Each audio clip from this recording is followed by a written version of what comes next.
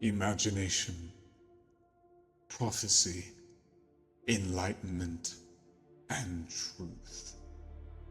These are the four principles of the Transcendent Worlds. 4 worlds, fitted with galaxies, realms, and planets abound. Who am I, you may ask? I am the mysterious stranger. I will be your guide through these vast worlds. Worlds fitted into these universes. These are the tales that we wish to tell, that I have the honor to share with you. These are the tales of the verse.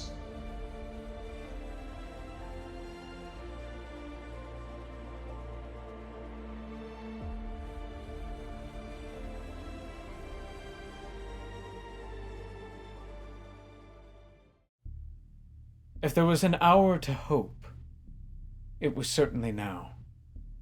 As Bradford looked through the files to find out where the inmates were being held, he sifted through each file, tossing each one out as he pored through every drawer in the room. He checked everywhere, and as he looked through file after file, he couldn't find anything. Blast it! Where could it be? But then he noticed. On the desk of Dr. Cornelius, or the former Dr. Cornelius, he saw a black file with red tape. That's gotta be it. He reached over. Opening it up quickly, he saw a plethora of pieces of paper, all written out in a chicken scratch of ink writing. He could barely make out the words, but what he could make out were the hand-typed parts. Fine typed writing. It was slightly smeared, but he could read the ink. It seemed to type out something about an underground lab, one of the lower quadrants of the entire institution. That's gotta be it. Floor 10. But I need a key. But then he recalled. He searched over the remaining body of the Dr. Cornelius. Half of him had been blown into the wall by the gun of Bradford. And as Bradford looked through his pockets, he pulled out a nice, shiny keyring with 5 keys on it. The one that was red, he could definitely make out that could give him access to the lower floors. Attention all staff. This is an emergency report. Be on the lookout for Bradford Williams. This is a false name. He will be going under the guise of a detective, dark, in his 20s to 30s, 5'10". Do not approach him. Informed and armed guard. They will come to your assistance and deal with the matter. Please be on the lookout. This is your report. I'm running out of time. I gotta get to an elevator or get past the guards. The stairs will take too long. I gotta go quickly, gotta move. Bradford quickly rushed to the door and peeked it open. There was no one in the hall, but he knew that someone would be coming down it soon enough. Entering into the hallway, Bradford rushed down the hall and eventually reached the stairway. He looked down. Down below he saw black armored guards rushing up the stairs. And then he heard the click. The dinging from the elevator. Floor 1, floor 2, floor 3. It was going up and up and up. But it slowed at floor 5. They're coming to me. I gotta find a way down. Bradford looked around for a moment. But then he remembered. The key to his success, the only way he was able to get in, was from the help of static. Reaching into his coat, he pulled out a small, strange device. It had a microphone on the front of it, a light bulb sticking out of the top, 2 wires and coils spinning around to the back, and a handle to hold on to it neatly. He quickly holstered his gun and began to twist around the knob on the side. Clicking a small button to the right and twisting the knob on the left, it began to make small staticky noises. The radio waves came in and out. The bulb on the top flashed brightly and then would flicker out. Come on, where are you? He continued to twist and turn, clicking the button in and out. Every moment, he could hear the footsteps getting louder and louder. The steps getting louder and louder, and the elevator about to come to a halt. Sweat coming down his head and face. He could feel the anxiety building and building, twisting the knob, clicking the button over and over. Come on! Then, he could hear it.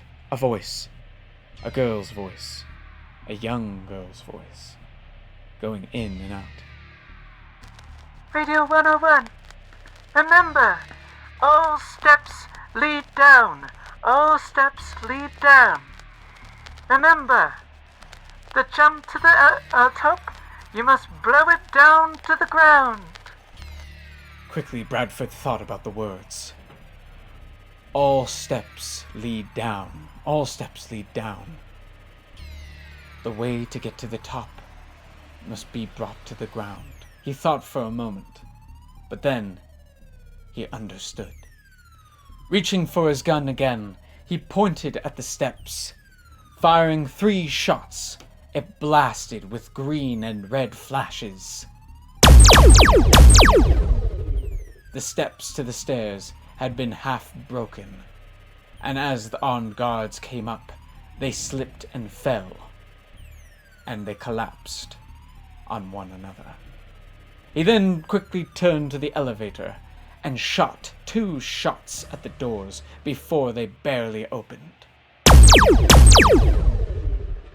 It blasted it open, and the guards inside burnt and vaporized alive.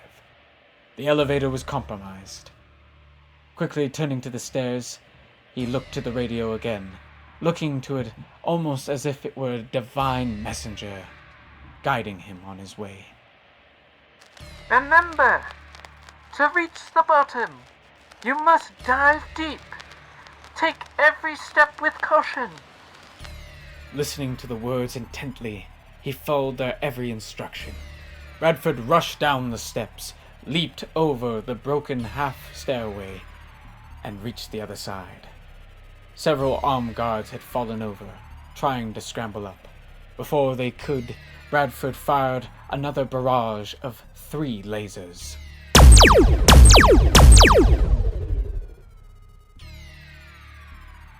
The guards half vaporized into the stairs and into the nearby walls. The remaining guards had only gotten grazes of the laser, but they were still wounded badly. Before he got past them, he stopped abruptly, took one of their batons, which had an electrical bat at the end of it, and quickly shocked one of the guards trying to get up. He took it, another weapon to add to his arsenal. Putting it into his coat, he ran down, deep, back to the bottom, right at the entrance. It had seemed that most of the guards had went up the stairs or had taken the elevator. It seemed that as well there were a few outside. Carefully walking by, he went towards the stairs leading to the lower quadrants of the institution. But before he left, he noticed at the desk a large black file open wide. The curiosity got the best of him. He quickly and quietly rushed over to the desk where the secretary had been, opened the file slightly more, and he peered in. There he saw it. The picture, oh so familiar, taken long ago when he was a young man in the Officers' Guild. He read the file. Alric Ravenwood, lead detective. Reported to have been released several days ago. He smirked as he saw this. At least I got in as far as I could. Alric looked up. Looking at the front entrance, the guards outside did not seem to notice him. Looking at the radio again, he listened at the silent static, waiting for another answer, to get more information on what to do next. Come on. He clicked, and switched, and turned, waiting for an answer. I need more information. I need to know where to go after I go down the stairs. Intruder discovered. Halt all action. Lay down arms. Alric quickly felt a strong, pressing pain on his right shoulder. He turned, and there it was, a Metaman. Tall and shiny, glistening like the sun. Its white, silvery metal was both dramatic and frightening. Its eyes, like the pits of skulls, glowing bright like stars. Its head was shaped similar to a skull. Alric had always thought it was a way to intimidate criminals or those they oppressed. But now he knew why. Why they were such a threat. In a single moment, it was crushing his bones like glass. And its face. It showed no remorse and no regret. Alric, in a quiet pain, only subtly screamed in an airy breath.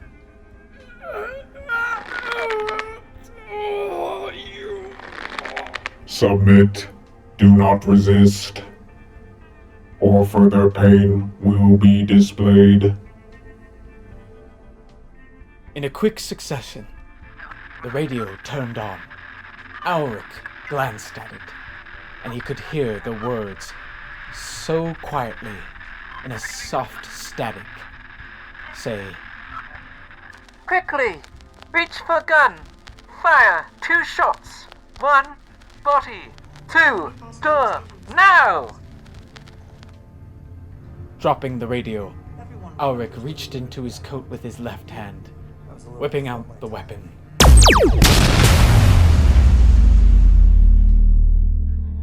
He got one shot off at the Metaman, sending it flying across the room, hitting a wall, its chest bare open, and then turning the ray gun towards the doors, firing another shot.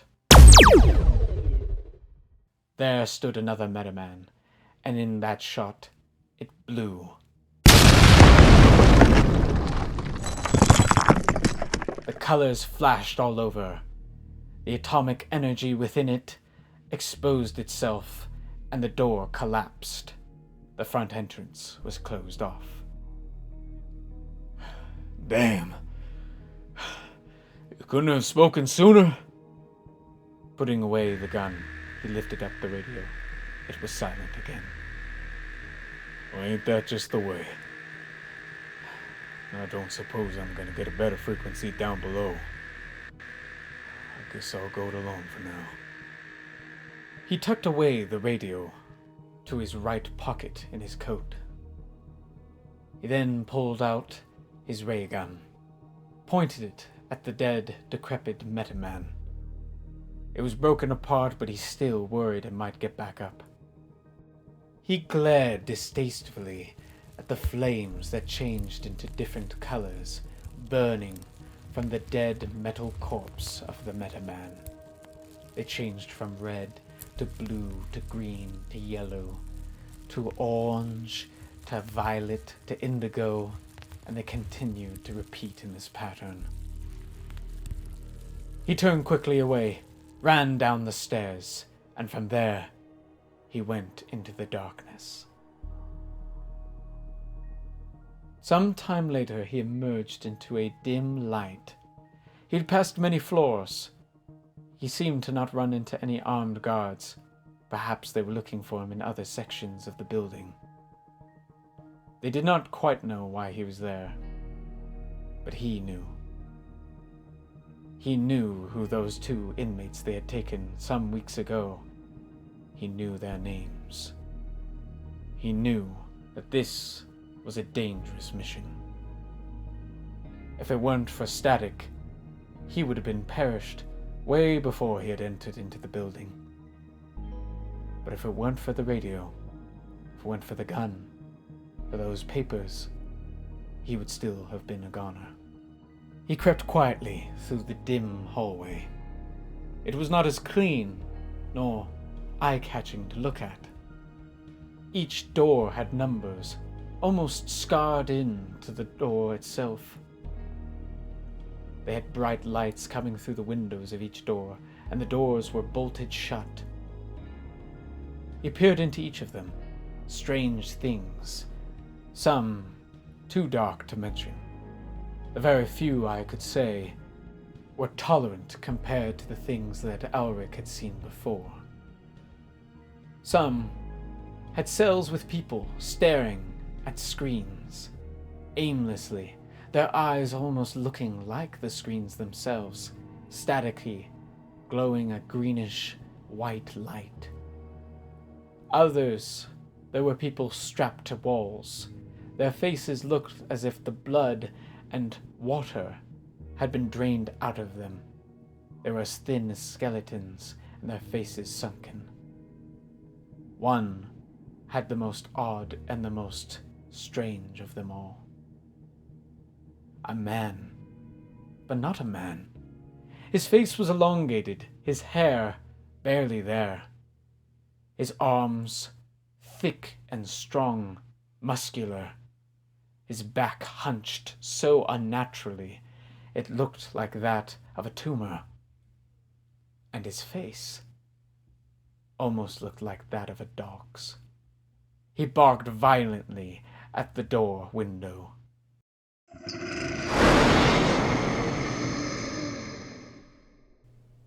And Ulrich wisely took 3 steps back. As he continued forward, he could hear music coming from down the hall. It was a beautiful serenade, a sonata, composed by some singer he had heard once at a wonderful performance downtown. But this time, it gave off a very eerie and dark composition. For as he approached the end of the hall, he saw in a viewing room, looking down into a large chamber. The whole room was a lime green. It was decrepit, barely cleaned. The cleanest thing in the entire chamber was a nice, soft-padded bed. A strapped bed, to be exact. And the patient on it brought horror to Ulrich's face. Serafina! Oh no, what are they doing? He examined the room more. A man in a white trench coat and black gloves stood over Serafina. He had a curled black mustache, very clean and well shaven. His eyes were covered by large, circular, black goggles that made his eyes seem to be black pits. He looked down at the poor Serafina, whose face was frightened beyond compare. Her mouth was covered by a lock piece. It would be similar to a leather-bound jaw strap that covered the nose and below. It was breathable, but very uncomfortable. It made the face feel pulled back and stuffy. You could make noise, but one could barely move their lips, even their own tongue.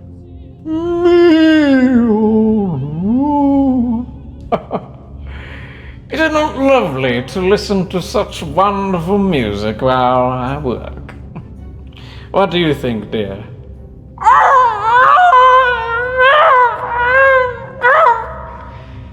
Oh, yes, I quite agree.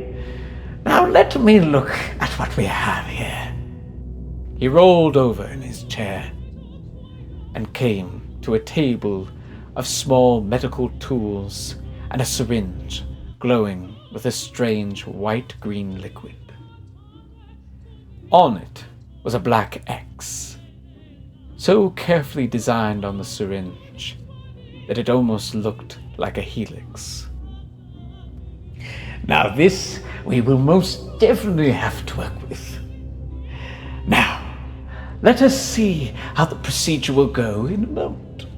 Tell me, rate your pain on a scale from 1 to 10. 10 being the worst, and 1 being, well, the best. He stuck the syringe into her right arm, and she began to scream painfully.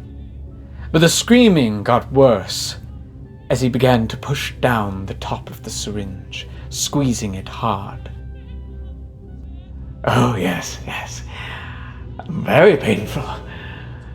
A 10, would you say? The scream echoed throughout the room. The doctor smiled with pleasure, taking out the syringe and scrolling over towards the table. He began to write down notes. Yes. It would seem that the patient is gotten quite in pain. I'll have to work on that.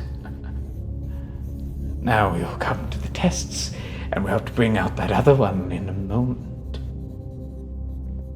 Auric slowly stepped behind the doctor while he was distracted, and in one motion... How's that for a PhD? Having knocked out the doctor, Auric rushed over to the bed where Seraphina laid. She was barely conscious now. Her screams had almost passed her out. Undoing her binds and unstrapping the belts, he tried to wake her up. Seraphina! Come on, wake up! It's me, it's Auric! Oh, what did he do to you? Come on, Seraphina.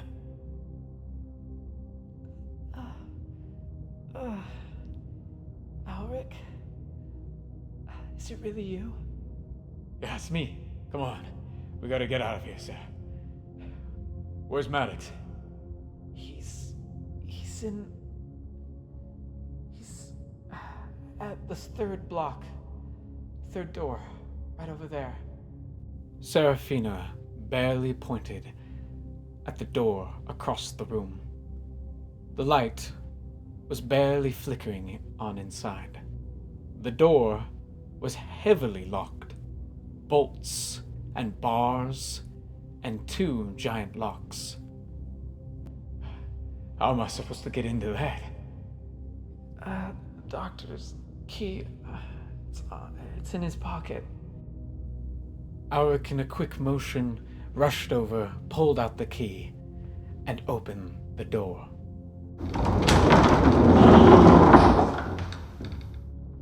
It was heavy, and a musty smell poured in.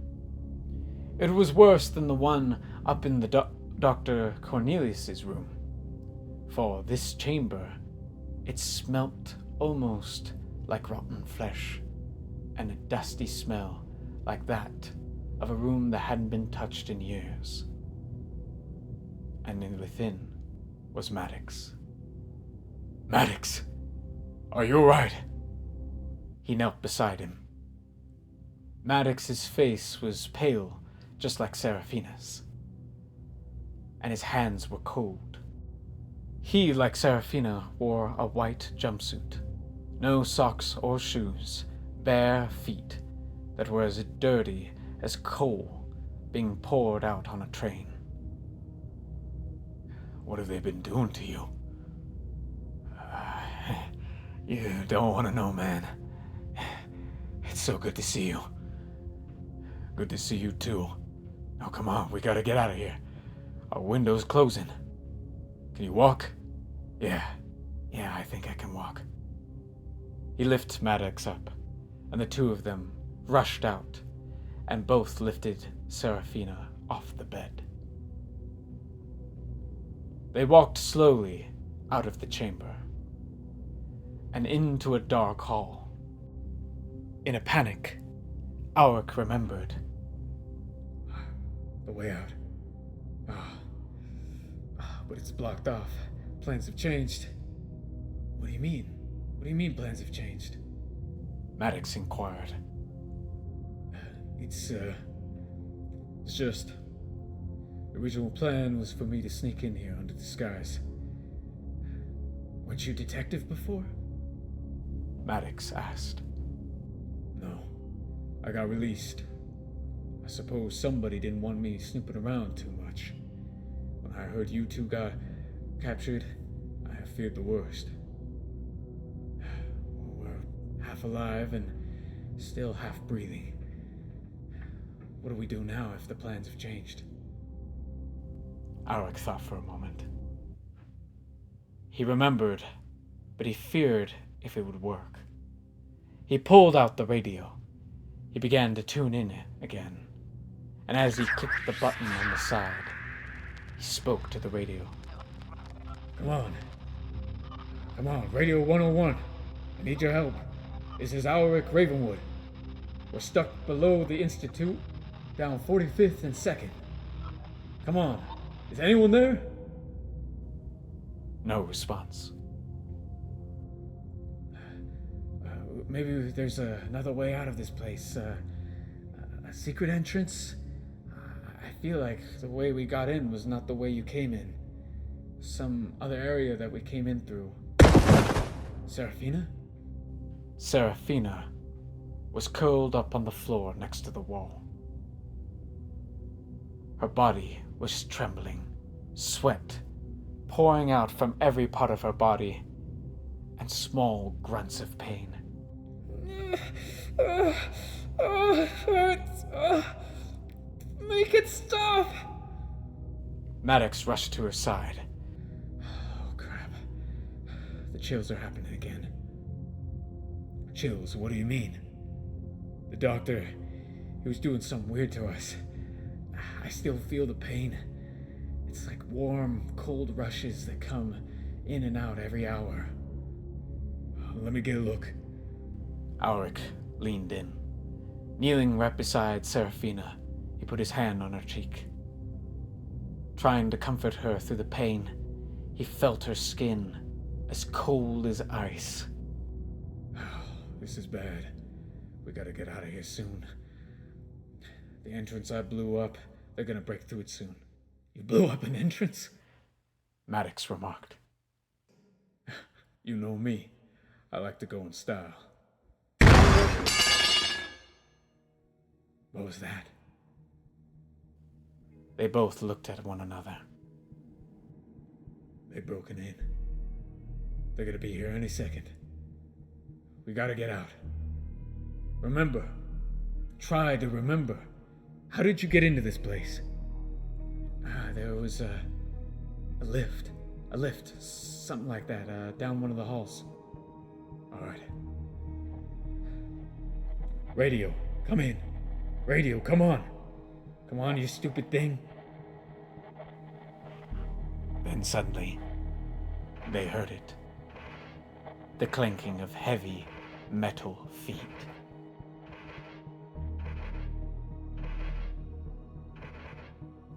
They had been running for some time, the radio being unreliable. They rushed through the halls and eventually had found a strange metal door. Heavy, large. Yeah, that certainly looks like a lift. Hurry. Get her on. I'll try opening it up with that panel on the side. Auric quickly went to the panel and began to press the buttons. Using the key he had found earlier, he pressed it in and turned it. It's working. Just a little mess with it. You never really were a tech man, were you? Well, I try my best. Again they heard the metal feet, slowly moving down the hall, the ominous reminder of their inevitable demise.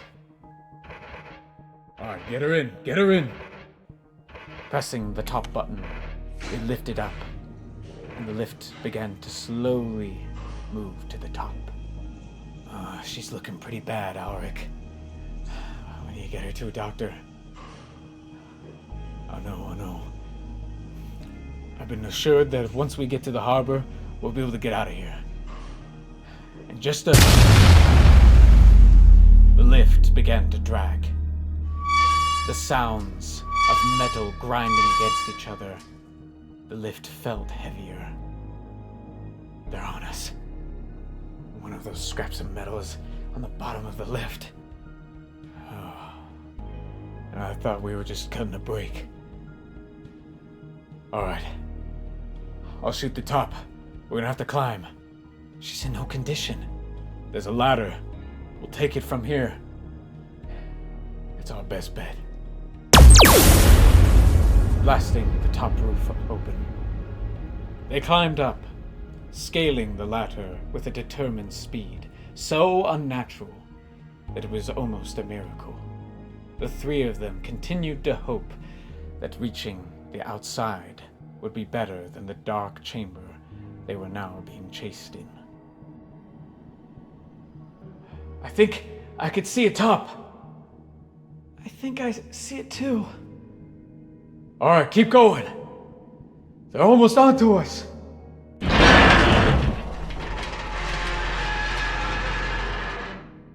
Alric turned back, and there he saw it. The bright, glowing eyes of Metamen. They had torn through the lift, and now 4 of them were climbing up.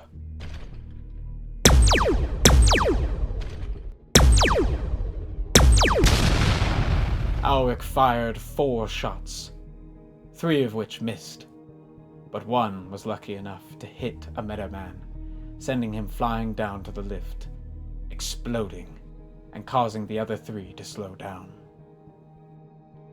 That should do the work. Alright, now let's get out of here.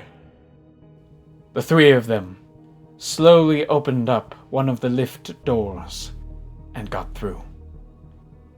As they clambered out, they could hear the shore of the sea nearby.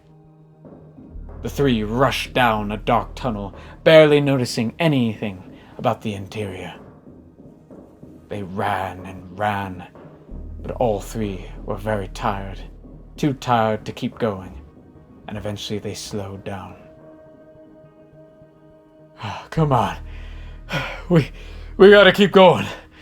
Those things will persist, and they will catch up to us. We're almost there, I swear. Come on, Alric, we've been running for days now. We've barely eaten. Come on, Maddox, Serafina. I know if we just get over there, we'll be fine. We just gotta... Alric flew right over Serafina and Maddox. One of the Metamen had been hiding in the shadows of the hallway. He clambered out, into the light from above. A small window of light shining upon the Metaman. 2 others approached behind him. No way. How did they get in front of us?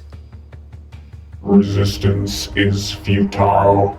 Lay down your arms, or we will lay down you. The Metamen pointed up their arms. A small, white, circular glow came from their palms. They shined bright. A bright white, green, purple, pink. It was a technicolor mess, so bright and menacing it would make one turn away in fear. Alric slowly recovering, ran forward. "Get behind me! I won't let them take you again!" Bringing up the gun, the 3 meta-men began to glow brighter. Surrender. "Never!" The 3 meta-men looked at one another and straightway looked towards Ulrich. Acceptable response. Prepare for de-analyzation. Ulrich closed one eye, put his finger to the trigger, and pulled. Warning, malfunction.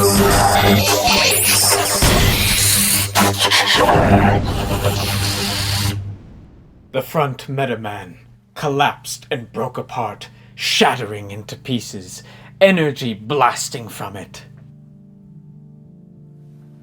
Ulrich lowered his weapon. The other 2 meta-men stared, almost in unbelief, with their emotionless eyes. In an unnatural synchronized motion, the 2 remaining meta-men looked past Ulrich and their eyes flashed red. Warning, unknown energy detected.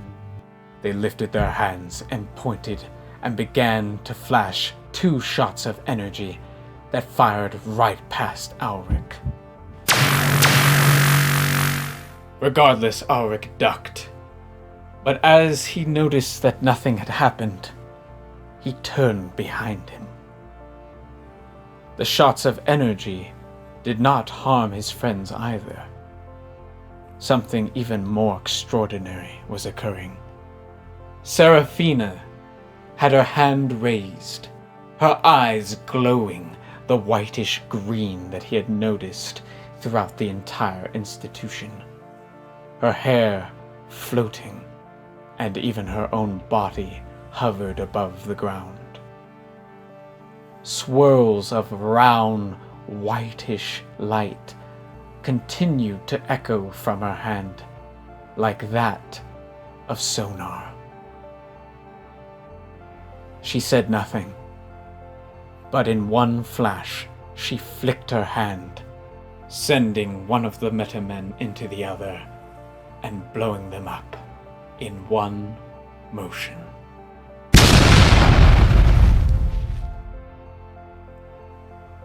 Serafina floated for a time in the air. Maddox stared directly at her, laying on the ground, and Ulrich did as well. After some time, she fell to the ground and collapsed. Serafina! Serafina, wake up! Is she still breathing? Ulrich asked. Maddox, placing his fingers on her neck, quickly turned to Ulrich, and with a sigh of relief said, "She's fine. She's alive." What was that? I don't know. What did they do to us?